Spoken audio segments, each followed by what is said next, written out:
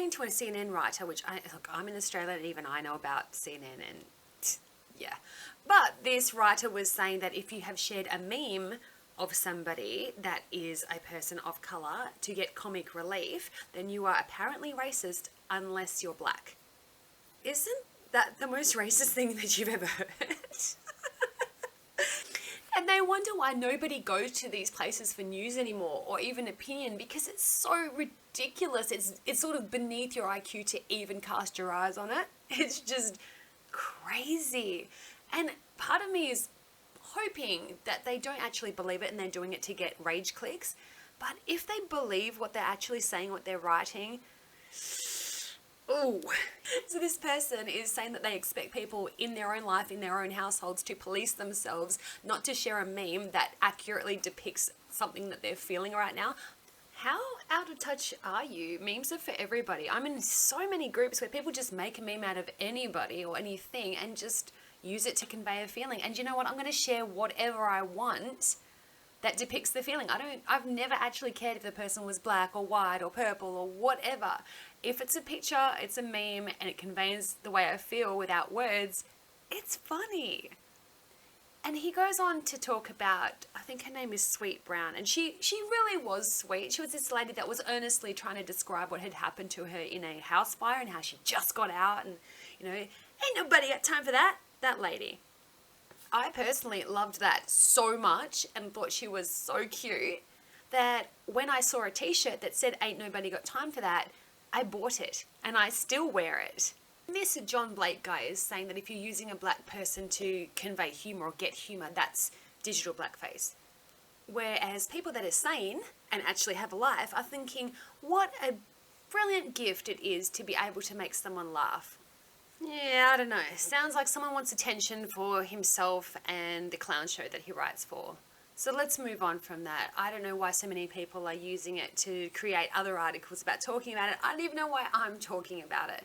I guess it's because it came around in the same sorts of news cycles the last couple of days as a crime which took place at a school recently. I'm from Australia, so the expected happened. I've just tried to stay off social media because you get all the armchair experts weighing in on gun control, which is absolutely ridiculous, and America never, ever, ever, ever give them up. Please, on behalf of the rest of the world, never do it.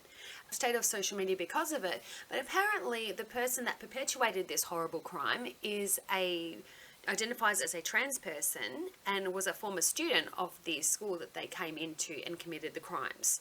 Now, you have to tread lightly on anything to do with the topics like this, because you've got gun control advocates and people that have lost people using their emotions to try and sway a decision or an argument or discussion. And their opinions are completely valid. That's their experience, that's what they've gone through, and that's the conclusion that they've come to in their mind. Whether or not it can be applied to certain situations that are occurring is another thing, but they feel the need, because that's their experience, to be able to speak against the pew-pews, the inanimate objects that are actually quite difficult to get, and I don't know why Australians are led to believe that it is easy over there. And then you've got other people that are saying, you know, we shouldn't talk about it.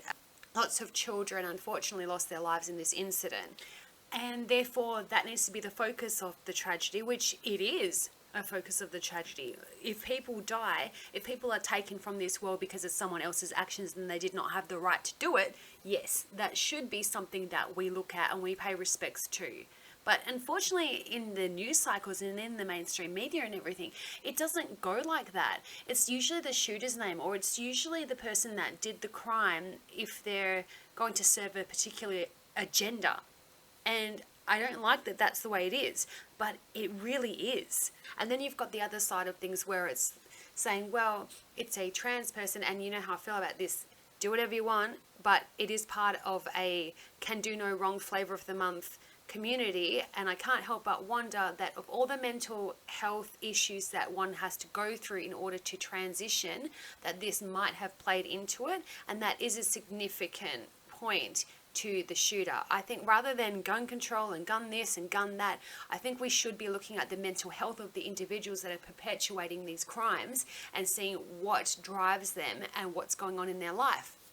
And this person proudly has written their pronouns to be him and he, and tries to present as a male, but you can see that this person is still very much has the characteristics of a female.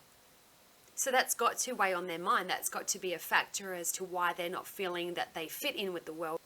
Yeah, I said it, and I don't mean anything by it besides the fact that there are a lot of people that are mentally ill walking among us and not getting the attention they deserve because there's other things about their personality which take precedence over what maybe should be the focus of getting them healthy again.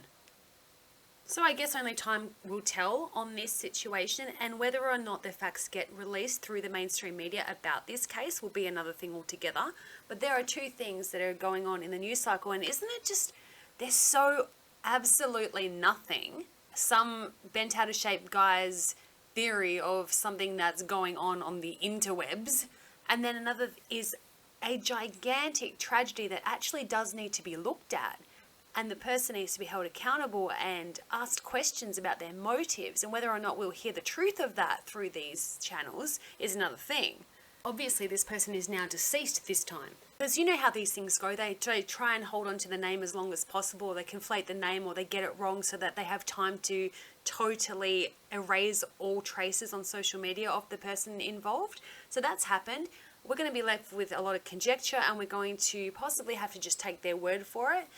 And do the thing where we all argue amongst ourselves on social media, and David Hogg comes out and shakes his stupid little skinny fist and tells us how to live based on his, 20 years of experience being alive on this earth. So, to wrap this up for you, 1, digital blackface is a ridiculous premise that somebody's made up to get clicks of outrage and to appeal to people that don't have the IQ to deal with the fact that memes are freaking awesome. And 2, there was an incident in a school in the USA. This time it's a little different because predominantly it appears to be males perpetuating crimes. This is a female who is attempting to be male, and that makes it quite interesting to me and to everyone else. But that doesn't seem to be the factor of the story that people are interested in right now.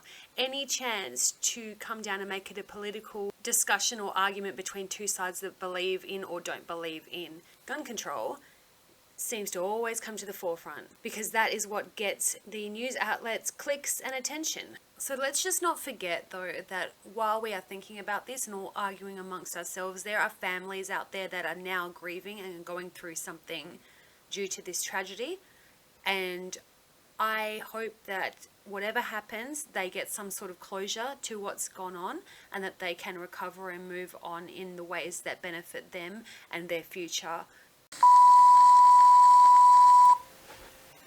Don't want to be one of those people that's asking you to sub and like, but if you feel like commenting or liking, that would help me out. It'll give me the power to do more of these episodes.